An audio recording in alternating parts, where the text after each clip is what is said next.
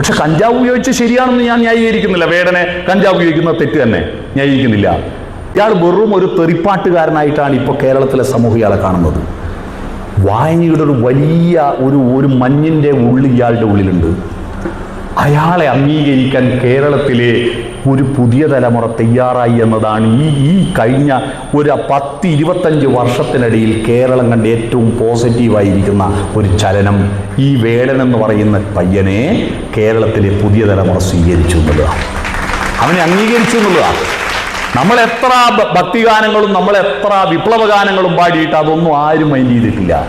പക്ഷെ ഇവൻ ഒറ്റ വർത്തമാനം പറഞ്ഞപ്പോൾ നാമജപ ഘോഷയാത്ര നടത്തിയ സമൂഹത്തിലാണ് അവനെ കാണാൻ, അവനെ കേൾക്കാൻ പുതിയ തലമുറയിൽപ്പെട്ട ആയിരങ്ങൾ തടിച്ചുകൂടുന്നത്. അതിൽ പ്രതീക്ഷയ്ക്ക് വക നൽകുന്നൊരു ഘടകം ഇവനൊരു തൊപ്പിയല്ല എന്നതാണ്. ശ്രദ്ധിക്കുക, ഇതുപോലെ തൊപ്പിയുടെ പുറകെ കുറെ കുട്ടികൾ പോയിരുന്നു.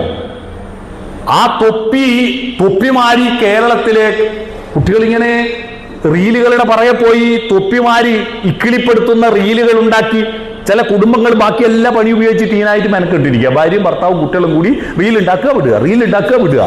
അതിൽ നോക്കിയിട്ട് കുറേ ആളുകൾ ഇങ്ങനെ ഇരിക്കുക.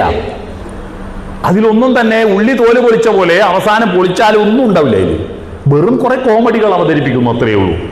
അവിടെയാണ് അതെല്ലാം വിട്ടിട്ട് തൊപ്പികളിൽ നിന്ന് പുതിയ തലമുറയെ മോചിപ്പിച്ച് ഇവന്റെ അടുത്തേക്ക് എത്തുന്നത്. ആ ആവേശത്തിലേക്ക് അതൊരു വില്ലുവണ്ടി യാത്രയാണ്. വേടേണ്ടത് ഒരു വില്ലുവണ്ടി യാത്രയാണ്. അയ്യങ്കാളിയുടെ വില്ലുവണ്ടി യാത്രയിലെ ആ പാട്ടിൽ കേവലം അവന്റെ ജാതിയെ പറ്റിയും അവന്റെ ദളിത സമൂഹത്തെ പറ്റിയും മാത്രമല്ല, അതിൽ ഗാസയുണ്ട്, അതിൽ സിറിയയുണ്ട്, അതിൽ യുദ്ധവിരുദ്ധമായ ആശയങ്ങളുണ്ട്. അതെല്ലാം അവൻ ഉൾച്ചേർത്തിരിക്കുന്നു.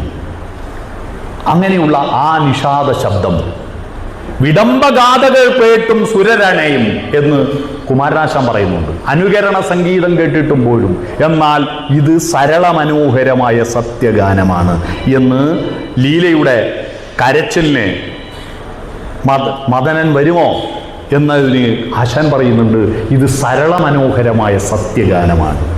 ആ സരള മനോഹരമായ ഒരു സത്യഗാനം നമ്മൾ ഇവിടെ കേട്ടു. അതിൽ ചില വാക്കുകൾ നിങ്ങൾ ശ്രദ്ധിച്ചോ. വിയർപ്പ് തുന്നിയിട്ട കുപ്പായത്തിൽ നിറങ്ങളൊന്നുമില്ല,